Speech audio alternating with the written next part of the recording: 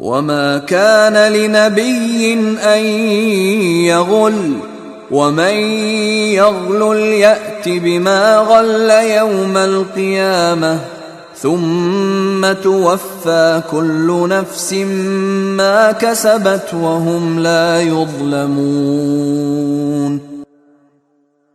اور کسی نبی سے یہ نہیں ہو سکتا کہ وہ مال غنیمت میں خیانت کرے، اور جو کوئی خیانت کرے گا وہ قیامت کے دن وہ چیز لے کر آئے گا جو اس نے خیانت کر کے لی ہوگی، پھر ہر شخص کو اس کے کیے کا پورا پورا بدلہ دیا جائے گا، اور کسی پر کوئی ظلم نہیں ہوگا۔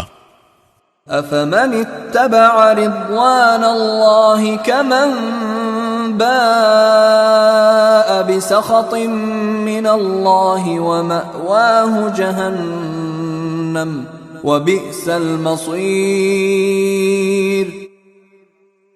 بھلا جو شخص اللہ کی خوشنودی کا تابع ہو وہ اس شخص کی طرح ہو سکتا ہے جو اللہ کی طرف سے ناراضی لے کر لوٹا ہو اور جس کا ٹھکانہ جہنم ہو، اور وہ بہت برا ٹھکانہ ہے۔